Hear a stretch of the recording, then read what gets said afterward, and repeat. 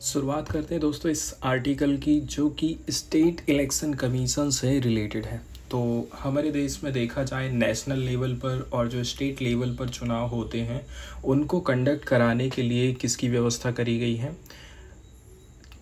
Chief election commission of India की स्थापना करी गई, जिसको हम भारतीय निर्वाचन आयोग बोलते हैं। इसके अलावा जैसे ग्राम पंचायत लेवल पर चुनाव करवाना है, तो छोटे लेवल पर चुनाव करवाने के लिए हमारी तरफ से राज्य निर्वाचन आयोग का गठन किया गया है। तो राज्य निर्वाचन आयोग की स्वतंत्रता कैसे करके प्रभावित हो रही है, पार्टिकुलरली जो स्टेट लेजिस्लेचर है। स्टेट लेजिस्लेचर का मतलब ये है वहाँ की मुख्यमंत्री, वहाँ की विधानसभा कैसे करके इसकी पावर को कम कर रही है या फिर शक्ति को छीनने का काम कर रही है, इसके ऊपर यहाँ पर हम चर्चा करने वाले हैं।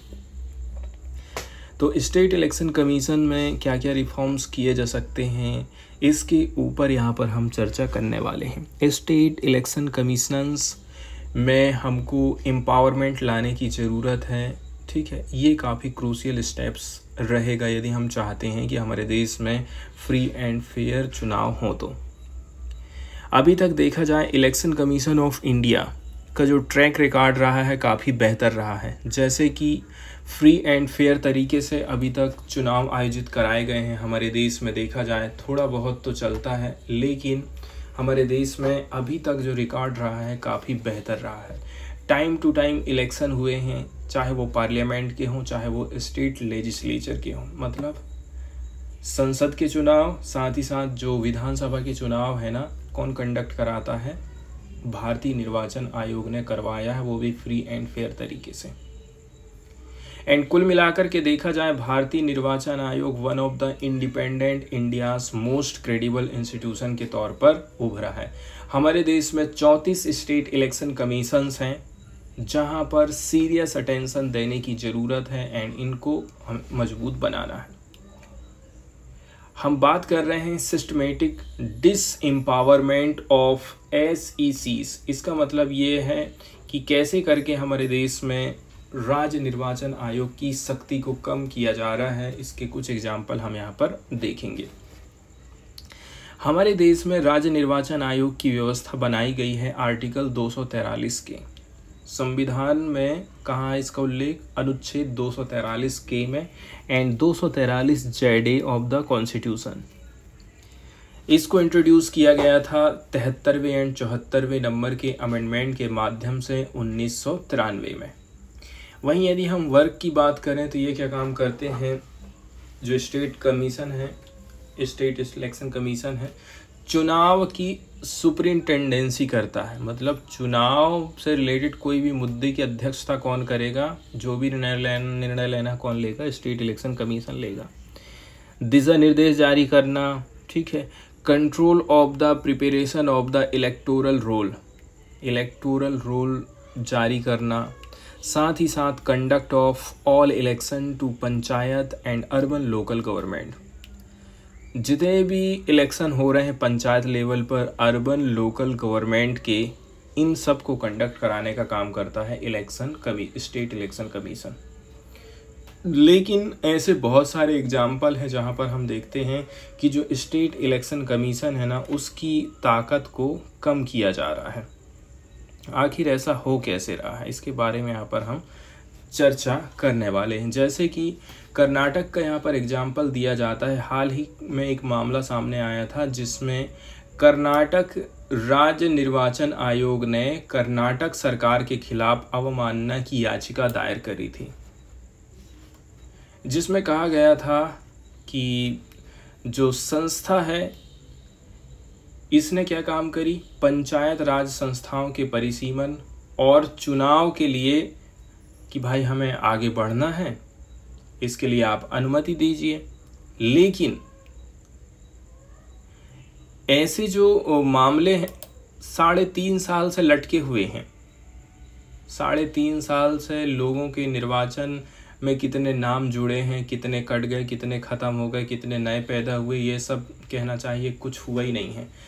ग्राम पंचायत को अलग अलग वार्ड में अपने को बांटना था, जनसंख्या के हिसाब से परिसीमन करना था, तो इसके लिए हमको राज्य सरकार आदेश नहीं दे रही है, आज्ञा नहीं दे रही है, ऐसी शिकायत करी जाती है स्टेट इलेक्शन कमीशन के द्वारा। जबकि जो सरकार उच्च न्यायालय के प्रति अपनी प्रतिबद्धता से भी मुकर गई है, हाईकोर्ट ने बोला था, इसके बावजूद भी वहाँ की जो सरकार है उसने ऑर्डर नहीं पेश किया। Karnataka government had assured the high court in December 2023 that it would publish the delimitation and reservation detail within 2 weeks to enable SEC to conduct election. 2023 में कर्नाटक की सरकार ने क्या बोली थी कि हम पब्लिश कर देंगे डिलिमिटेशन को, रिजर्वेशन की डिटेल को मात्र 2 हफ्ते के भीतर में ही।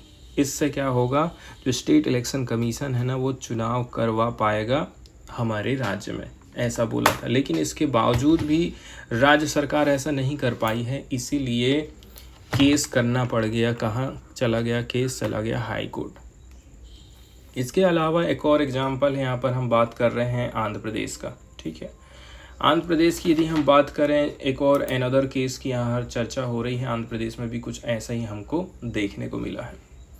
तो जो Andhra Pradesh state election commission है एंड बहुत सारे जो सेवरल अदर्स के बीच में ये केस चला था सन 2020 में, तो सुप्रीम कोर्ट ने स्ट्रक डाउन कर दिया था एक ऑर्डिनेंस ऑफ आंध्र प्रदेश को। आंध्र प्रदेश ने एक विधेयक पारित किया था, उसको सुप्रीम कोर्ट ने ख़त्म कर दिया, क्योंकि ये जो विधेयक था इलेक्शन में अड़चन डालने का काम कर रहा था।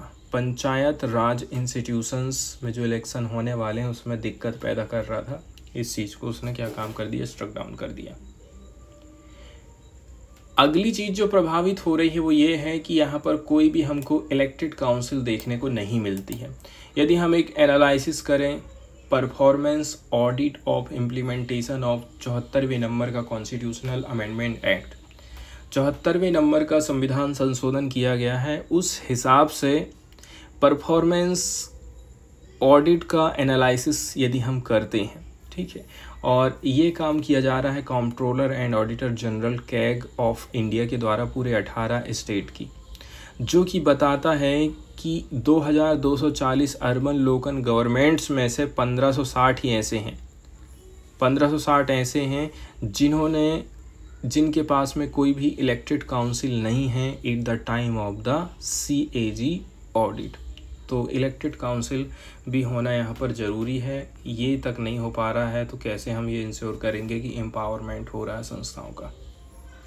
कैग की रिपोर्ट ने, ठीक है, कर्नाटका रिपोर्ट में क्या बोला था कि SEC का डिसएम्पावरमेंट हो रहा है, इससे क्या होता है, इलेक्शन में डिले होता है। इस प्रकार का जो डिले होता है वो लोकल गवर्नमेंट को अंडरमाइन करने का काम करता है, साथ ही साथ जो लोगों का भरोसा है वो कम हो जाता है इस प्रकार के इम्पोर्टेंट पब्लिक इंस्टीट्यूशंस हैं। अब हमको एम्पावरमेंट देने की ज़रूरत है state election commission of India को, ताकि वार्ड की डिलिमिटेशन हो सके। जनगणना की जो एनुअल सर्वे ऑफ इंडिया की सिटी सिस्टम, शॉर्टकट में इसको क्या बोला था, ASICS,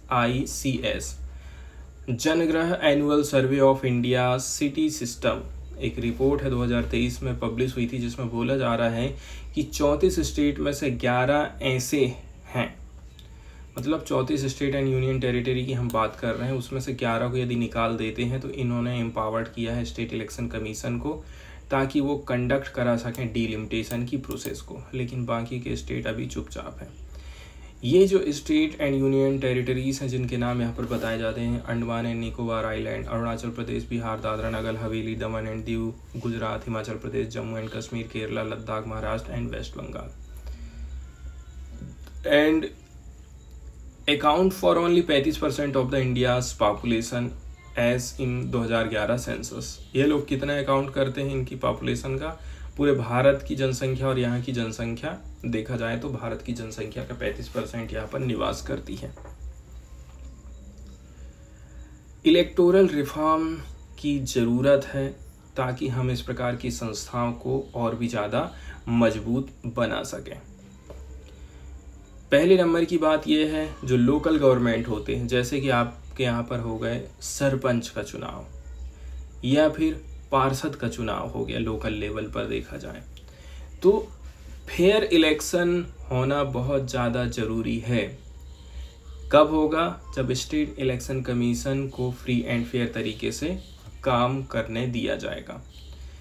अगली चीज़ का ये भी ध्यान रखना है कि जैसे कि अभी सरपंच का कार्यकाल चल रहा है, 5 साल का है, अगला चालू होने के पहले ही इसमें ये बात ध्यान रखना है कि भाई 5 साल ख़त्म होने के पहले ही हमको चुनाव कंडक्ट करा लेना चाहिए। तो इलेक्शन हो जाना चाहिए बिफोर 5 ईयर्स।